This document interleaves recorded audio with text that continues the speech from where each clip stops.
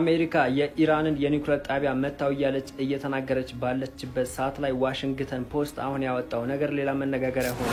የየመኑ ሁቲ ጦርነቱን በይፋ ለመቀላቀል መዘጋጀታቸውን ተናግረዋል። ሩሲያ ለኢራን ኒውክሌር መሳሪያ ልትሰጥ ነው እንዴ ተብሎ በሚያነጋግር መልኩ የቀድሞ የሩሲያ ፕሬዝዳንት ያሁኑ ደግሞ የቭላዲሚር ፑቲን ሴኩሪቲ ካውንስል ምክትል የሆኑት ዲሚትሪ ሜድቬዴቭ እንደዚህ የመሰለ ንግግር መናገራቸው ተሰምቷል። ቢስሚላህ አሰላሙ አለይኩም ወራህመቱላሂ ተዓላ ወበረካቱ ውድና የተከበራችሁ የኑር ፋሚሊዎች እንዴት አላችሁ? ዛሬም እንግዲህ እንደተለመደው በአዳዲስ መረጃዎች ተመልሰን ተገናኝተናል። እንግዲህ ሰሞኑን እንደሰማችሁት የኢራንና የእስራኤል ጦርነት በጣም ወደ ተባባሰ ሁኔታ እንግዲህ እየሄደ ነው የሚገኘው። በዚህም እንግዲህ አሜሪካ በቀጥታ እጇን በማስገባት እንግዲህ በጦርነቱ የኢራንን የኒውክሌር ጣቢያዎች እንግዲህ በጀቶቿ አጥቅታ ነው ያደረችው። ከዛም በኋላ እንግዲህ የኢራን መልስ በጣም ዓለም በጉጉት ሲጠብቀው የነበረ ጉዳይ ነበረ። ኢራናውያንም እንግዲህ የሆርሙዝ ሰርጥን ሊዘጉት እንደሚችሉ እንግዲህ እየተናገሩ ነው የሚገኙ። የሆርሙዝ ሰርጥን ለመዝጋት ደግሞ እንግዲህ ስብሰባ ላይ ናቸው ተብሏል። እንግዲህ የፓርላማ ስብሰባ አለ። ከዛ ከፓርላማ ስብሰባ ካጸደቀው በኋላ እንግዲህ የመጨረሻ ውሳኔውን የሚወስኑት አያቱላህ አሊ ካሚኒ ናቸው። እሳቸው እንግዲህ የሚፈርሙ ከሆነ የሆርሙዝ ሰርጥን ይዘጉታል ማለት ነው። ይህ ሆነ ማለት ደግሞ እንደምታስቡት በጣም ቀላል ነገር አይደለም። በጣም የዓለም የነዳጅ 20% የሚሆነው የዓለም የነዳጅ እንቅስቃሴ የሚደረገው በሆርሙዝ ሰርጥ በኢራን እና በዩናይትድ አረብ ኤሚሬትስ ባለው የሆርሙዝ ሰርጥ ነው የሚያልፈው። ያን ደግሞ በከፍተኛ ሁኔታ የምትቆጣጠረው ኢራን ነች ማለት ነው። እንግዲህ ይህንም ጥቃት ካደረጉ በኋላ አሜሪካውያን የሆርሙዝ ሰርጥን ኢራን እንዳዘጋ ቻይናም እንግዲህ ለማግባባት እንድትሞክር እንግዲህ ጥሪ አቅርበዋል። እንግዲህ አንዴ ነገሩን ከጫሩ በኋላ የኢራን መልስ እንግዲህ ያስፈራቸው እንደሆነ እያየን ነው የምንገኘው። እንግዲህ ቻይናም እንግዲህ የሆርሙዝ ሰርጥ እንዳይዘጋ ኢራንን ታግባባ ጠይቀዋል። በይፋ ማለት ነው፣ በይፋ ነው የጠየቁት። ከዛ በተጨማሪ ደግሞ እንግዲህ ይሄን ምዘጋ ከሆነ ከፍተኛ የሆነ የአሜሪካ ጥቃት ይደርስባታል እያሉ እያስፈራሩ ነው የሚገኙት። እኒህና እንግዲህ ሌሎች መረጃዎችን ይዤላችሁ ቀርብ ያለው ሁላችሁም ይሄን ቪዲዮ ላይክ ሰብስክራይብ ያደረጋችሁ ቪዲዮውን ለብዙ ሰዎች እንዲዳረስ ኢንሻአላህ ማድረግ እንዳይረሳ። ቀጥታ ወደ ዛሬው መረጃ ሰበር የተባሉ አሁንም አዳዲስ ዜናዎችን ይዤላችሁ መጥቻለሁ። በህቴ ሰርግ ቀንም ቢሆን ለእናንተ መረጃ ለማድረስ እየጣርኩኝ ነው። እስከ መጨረሻው ተከታተሉ። አሜሪካ የኢራንን የኒውክሌር ጣቢያ መታው ያለች እየተናገረች ባለችበት ሰዓት ላይ ዋሽንግተን ፖስት አሁን ያወጣው ነገር ሌላ መነጋገሪያ ሆኗል። ዋሽንግተን ፖስት አሁን እንዳወጣው መግለጫ ከሆነ በጁን 19ና 20 ከሳተላይት ላይ ባገኘው ምስል መሰረት ከ15 በላይ የጭነት መኪኖች ከኢራን የኒውክሌር ጣቢያ አጠገብ ቆመው እንደነበርና ትላልቅ እቃዎችን ይዘው እንደተጓዙ እየተናገረ ይገኛል። በተጨማሪ የእስራኤል ቻናል 12 እንደተናገረው ከሆነ እነዛ ቆመው የነበሩ መኪኖች የኢራንን የኒውክሌር እቃዎችን ይዘው ሄደው ሊሆን ይችላል ሲል ተናግሯል። ሌላ አሁን የደረሰ ሰበር ዜና የሩሲያ ብሔራዊ ደህንነት ምክር ቤት ኃላፊ አሁን እንደተናገሩት ከሆነ የኒውክሌር ጦር መሳሪያ ለኢራን ለማስተላለፍ የተዘጋጁ ሀገሮች አሉ ብለው አስደንጋጭ ዜና ይዘው ወጥተዋል። በዚህ ጉዳይ ላይ አዳዲስ ነገሮች መውጣታቸው አይቀርም። አዲስ ዜና ጠብቁ። በደንብ ግን ቪዲዮውን ሼር፣ ኮፒ ሊንክ፣ ሪፖስት እያደረጋችሁ አዳርሱት። አንዳንድ ሰዎች በጣም የሚያሳዝኑት ለማሰላችሁ ኢራናውያን እንደዚህ ቀላል አድርገው ይመለከቷቸዋል። ኢራናውያን እንደዚሁ ቀላል ሀገሮች አይደሉም፣ ቀላልም ህዝቦች አይደሉም። በጣም የሚገርመው ይህን ነገር አሜሪካ እንግዲህ በጣም አለ የተባለውን የቦምብ የጀቶችን ተጠቅማ እንግዲህ በጣም ከፍተኛ ጥልቀት ገብቶ ማጥቃት የሚችል ቦምቧን ነው ያጠቃችው። ነገር ግን ደግሞ የኢራንን የኒውክሌር እንግዲህ ማጥፋት አልቻለችም። ኢራናውያንም አስቀድመው እንግዲህ የኒውክሌር ኢንስትሩመንቶቻቸውን እንዳሸሹ እየተነገረ ነው የሚገኙ። የሳተላይት ኢሜጆችም እንግዲህ ተለቀዋል ማለት ነው። ኢራናውያን ማለት እንደዚህ ናቸው። እንዲሁ በቀላሉ የኒውክሌር ትጥቃቸውን ማስፈታት አይችልም። የኢራንም የውጭ ጉዳይ ሚኒስትር እንግዲህ እንደተናገሩት ኢራናውያንን የኒውክሌር ማስፈታታችንን ማስፈታት አይችሉም፣ ምክንያቱም ደግሞ እውቀታችን ያለው በቅንጭላታችን ነው። ይሄን ደግሞ ማንንም ማስፈታት አይችልም ሲሉ ተናግረዋል ማለት ነው። ሌሎች መረጃዎች እየወጡ ነው የሚገኙት፣ ሁሉንም እንሰማለን። የየመኑ ሁቲ ጦርነቱን በይፋ ለመቀላቀል መዘጋጀታቸውን ተናግረዋል። የየመኑ ሁቲ ሁላችሁም እንደምታውቁት ዩናይትድ ስቴትስ ኦፍ አሜሪካ በኢራን ላይ ጥቃት ከመሰንዘሯ በፊት ለዩኤስ የተለያዩ መልእክቶችን ሲያስተላልፉ እንደነበረ የሚታወቅ ነገር ነው። የዩኤሱ ፕሬዝዳንት ዶናልድ ትራምፕ 2 ሳምንት ሰጥቻለሁ ሲሉ እንደነበረ የሚታወቅ ነገር ነው ኢራን ወደ ስምምነቱ እንድትመጣ። ያለበለዚያ ግን በኢራን የተለያዩ የኒውክሌር ፋሲሊቲዎች ላይ ጥቃት ሰነዝራለሁ ብለው ነበር። በዚህ ጊዜ ደግሞ የየመኑ ሁቲ በባብ አልማንዳብና በገልፍ ኦፍ ኤደን በቀይ ባህር ያቆምኩትን ወይም ደግሞ ከዩናይትድ ስቴትስ ኦፍ አሜሪካ የተስማማውትን ስምምነት አፍርሼ እንደገና ሪዚዩም አድርጌ ጥቃት ሰነዝራለሁ ማለቱ የሚታወስ ነው። አሁን እንግዲህ በባብ አልማንዳብና በገልፍ ኦፍ ኤደን እንዲሁም በቀይ ባህር አካባቢ ላይ የተለያዩ ሽፖች እንዳያልፉ ሲሉ መልእክቱን አስተላልፈዋል። በይፋም ጦርነቱን ለመቀላቀል መዘጋጀቱ የሚታወስ ነው። ሁላችሁም እንደምታውቁት ዩናይትድ ስቴትስ ኦፍ አሜሪካና የየመኑ ሁቲ በኦማን አደራዳሪነት ነበረ በማርች 2025 እንደ አውሮፓውያን አቆጣጠር ወደ ስምምነት የመጡት። ከዛ በፊት ዩናይትድ ስቴትስ ኦፍ አሜሪካ በየመኑ ሁቲ ላይ ጥቃት ስትሰነዝር እንደነበር የሚታወቅ ነገር ነው። ምክንያቱም የየመኑ ሁቲ በተለያዩ ዋርሺፖች እንዲሁም ደግሞ ቬሂክሎች ላይ ጥቃት ይሰነዝር ነበር ማለትም የተለያዩ የጦር መሳሪያ ጭነውና እንዲሁም ደግሞ የተለያዩ ለዓለማችን ዲስትሪቢዩት የሚሆኑ ወይም ደግሞ የሚተላለፍ ጋዞችን ጭነው የሚያልፉ መርከቦች ላይ ማለት ነው። አሁን በይፋ ጦርነቱን መቀላቀሉን የየመኑ ሁቲ በይፋ ማህበራዊ ድረገጹ ላይ አሳውቋል። አሜሪካ አሁንም ቢሆን እንግዲህ ኢራንን ለማጥቃት ፈራተባ ማለት ነገር ስሜት የሚኖራት እንግዲህ አንድም ለዚህ ነው። አንደኛው እሷ ራሷ ኢራን ያለችበት የሆርሙዝ ሰርጥ ነው። የዓለም 20% የሚሆነው የነዳጅ እንቅስቃሴ ያለበት ነው። ሌላኛው ደግሞ የሷ ሚኒሻዎች ወይም ደግሞ በሷ የሚደገፉት የሁቲ አማጽያን የሚገኙበት የቀይ ባህር ቀጠና ይባላል። እንግዲህ እሱም ደግሞ የባብል መንደብን እንግዲህ ቀይ ባህርን የሚዘጉት ከሆነ ሁቲዎች ዓለም በሙሉ እንግዲህ የኢራንን አቅም ይረዳል ማለት ነው። ኢራናውያን እንደዚህ ናቸው። ለዚህም ነው እንግዲህ ምዕራባውያንና ነጮቹ አሜሪካ ጣልቃ እንዳገባ እንግዲህ አሜሪካን ትራምፕን በጣም ሲወተውቱ የነበረው ማለት ነው። እንግዲህ የተፈራው ሆኖ እንግዲህ አሜሪካም ኢራንን አጥቅታለች። እንግዲህ የሚፈጠረውን ደግሞ ኢንሻአላህ እየተከታተልኩኝ ማቅረብላችሁ ነው የሚሆነው። ወደ ሌሎች መረጃዎች እንሄድ። ሩሲያ ለኢራን ኒውክሌር መሳሪያ ልትሰጥ ነው እንዴ ተብሎ በሚያነጋግር መልኩ የቀድሞ የሩሲያ ፕሬዝዳንት ያሁኑ ደግሞ የቭላዲሚር ፑቲን ሴኩሪቲ ካውንስል ምክትል የሆኑት ዲሚትሪ ሜድቬዴቭ እንደዚህ የመሰለ ንግግር መናገራቸው ተሰምቷል። ሀገራት ለኢራን ኒውክሌር መሳሪያ ለመስጠት ሬዲ ናቸው፣ ዝግጅታቸውን ጨርሰዋል ብሏል። የትኞቹ ሀገራት እንደሆኑ ግን አልተናገሩም።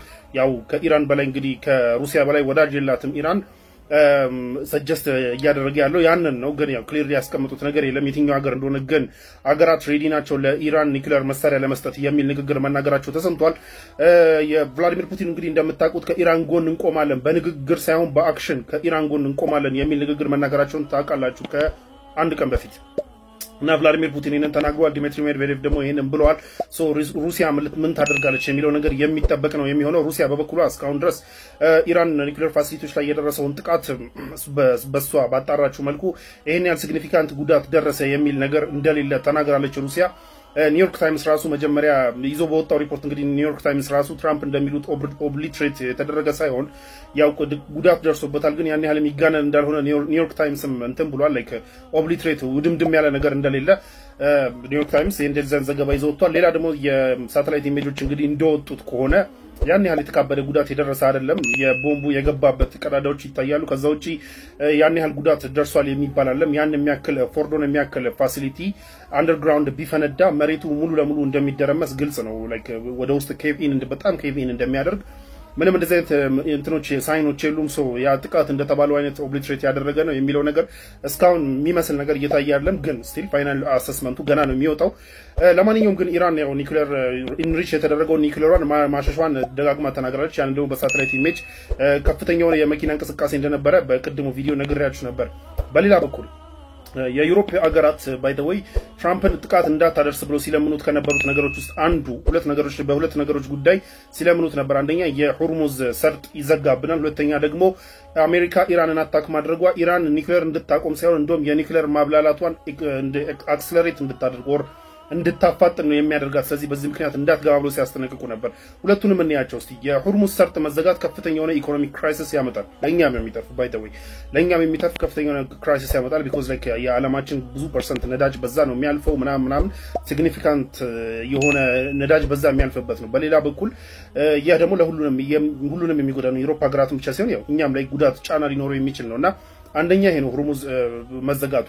ሆርሙዝን ደግሞ ለመዝጋት እንግዲህ የኢራን ፓርላማ ዛሬ አጽድቋል። ሶ የአያቶላ ኾሜኒ ፋይናል ዲሲዥን ነው እንጂ እንትን የሚለው ፓርላማው አጽድቋል። ሶ ከተዘጋ አዳሚ ነዳጅ የለም ማለት ነው፣ ጫና ይመጣብሃል። በሌላ በኩል ሁቲዎችም ትሬትን እንዳደረጉት እንግዲህ ቀይ ባህርን እንዘጋለን እያሉ ነው። ሶ የዓለም ገበያ ዲስራፕት ማድረጉ የማይቀር ነው። ሶ የመጀመሪያ ሆርሙዝ መዘጋቱ ከፍተኛ ጉዳት ያመጣባቸዋል። በሁለተኛ በኩል ደግሞ የአሜሪካ አታክ ማድረጓ ኢራን ኒውክሌር እንድታቆም ሳይሆን አክሰለሬት እንድታደርግ ነው የሚያረጋት ብሎ ያስቀመጡትን ደግሞ ስናይ ኢራን እስከዛ ድረስ ኦፊሻሊም ሆነ በግልጽ የኒውክሌር መሳሪያ እየሰራ ነው ብላ ማትናገር ኦር ማታደርገው የአሜሪካን ጥቃት በመስጋት ነው። ሶ አሜሪካ ጥቃት ግን ኦሬዲ ከጀመረች ግን ከዚህ በኋላ ምንም የሚፈራ ነገር የለም። ሶ አክሰለሬት ያደርጉታል የሚል ነገር ነበረ።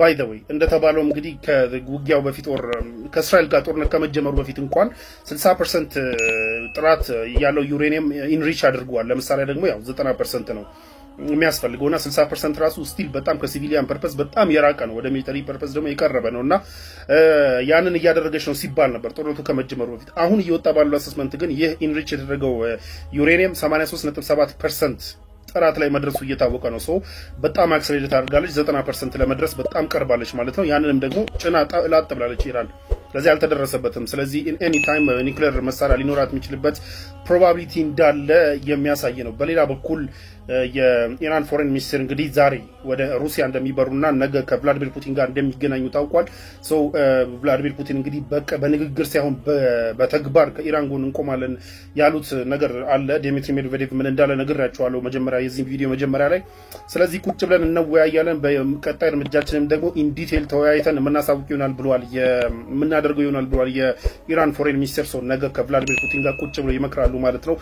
ኔክስት ስቴፑን ሶ things are getting interesting በጣም ሩሲያ እንግዲህ እንደምትለው ታደርጓለች ኦር ኒውክሌር መሳሪያ ስተታታለች ወይ የሚለው ነገር የሚጠበቅ ነው የሚሆነው በሌላ በኩል ግን የሩሲያ ውስጥ ያሉት ተቃዋሚዎችም ሆኑ ደጋፊዎችም የመንግስቱ ማለት ነው ፖለቲሻኖች እየተናገሩ ባሉት ነገር ሩሲያ ከባድ ጊዜ ውስጥ በነበረች ሰዓት ሄልፕ ያደረገችን ኢራን ነች በዩክሬን ጦርነትን በምንም ሶ ኢትስ አባውት ታይም እኛም ፌቨሩን የምንመልስበት ታይም አሁን ነውና በአንድ አቋም ከኢራን ጎን ልንቆም ይገባል የሚል ነገር ነው ያለው በኢራን በመደነው በሩሲያ ፐብሊክ ኦፒኒየንም ሆነ በፖለቲሻኖቹ አስተሳሰብ ሶ የምናይ ነው የሚሆነው በሌላ በኩል ግን በጣም ኢንትረስቲንግ በሆነ ወይ አሜሪካ ኢራንን አታክ ማድረጓ አሜሪካ ውስጥ ሲሰማ ከባድ የሆኑ ተቃውሞዎች ሲሰሙ ነበር ኖ ሞር ዋር የሚሉ መፈክሮችም ሲሰሙ ነበር ጦርነት አንፈልግም የሚል የአሜሪካ ፐብሊክ ኦፒኒየን ይህንን ጥቃት የሚደግፍ ሆኖ አልተገኘም ሶ አይ ገስ ዊ ዊል ሲ እንግዲህ ነገሮች ኢንትረስቲንግ እየሆኑ ነው ምን ሀፕን እንደሚያደርግ አዲስ ነገር ምን ሀፕን እንደሚያደርግ እንግዲህ የምናይ ነው የሚሆነው ሰው አይ ገስ ዊ ዊል ሲ እንግዲህ አሜሪካ ይህን ጥቃት ካደረገች በኋላ እንግዲህ መልሳ ጭንቀት ውስጥ እንደገባች እንግዲህ ያው እንግዲህ የዓለም ሚዲያዎች እየዘገቡ ነው የሚገኙት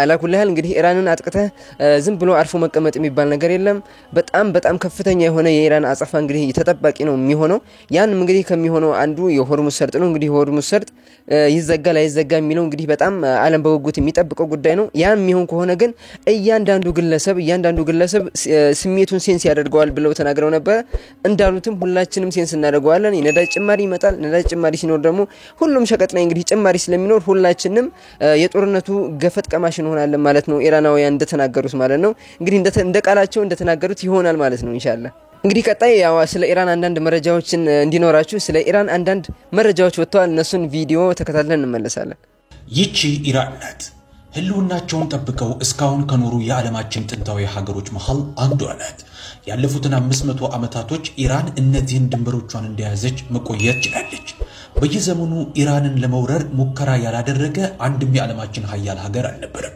ሮማውያኖች አረቦች ሞንጎሎች ቱርኮች ራሺያዎችና ታላቋ ብሪታንያን ጨምሮ ሁሉም ያንዳንዱ ሀያላን መንግስታት ኢራንን ለመውረር ሙከራ ያደረጉበት አንዱና ዋነኛው ምክንያታቸው የኢራን የዓለም መስቀለኛ መንገድ ላይ መቀመጥ ነው በዓለማችን ላይ 3 አህጉሮችን የምታገናኝ ብቸኛዋ የዓለማችን ሀገር ኢራን ናት አውሮፓን አፍሪካንና ኤሲያን ታስተሳስራለች ዛሬ ኢራን ከ7 ሀገራቶች ጋር ድንበር ትጋራለች በምስራቅ ከፓኪስታን ከአፍጋኒስታን ቱርክሜኒስታን ጋር ስትዋሰን በስተምዕራብ በኩል ደግሞ ከኢራቅ ከቱርክ ከአርሜኒያና ከአዘርባይጃን ጋር ትዋሰናለች ከዚህ በተጨማሪም ኢራን 3 ባህሮችን መድረስ ትችላለች በስተሰሜን የካስፒያን ባህርን በሀገሪቷ በስተደቡብ ደግሞ የፐርሺያ ሰላጤንና የአማን ሰላጤ ጋር መድረስ ትችላለች በኢራን በስተደቡብ የዓለማችን እጅግ አስፈላጊውና አደገኛው ስፍራ ይገኛል ይህም ስፍራ ዘ ስትሬት ኦፍ ሆርሙዝ ወይም የሆርሙዝ ወሽመጥ በመባል ይታወቃል የዓለማችን 20% የሚሆነው የነዳጅና የጋዝ አቅርቦት የሚያልፈው በዚህ ወሽመጥ ውስጥ ነው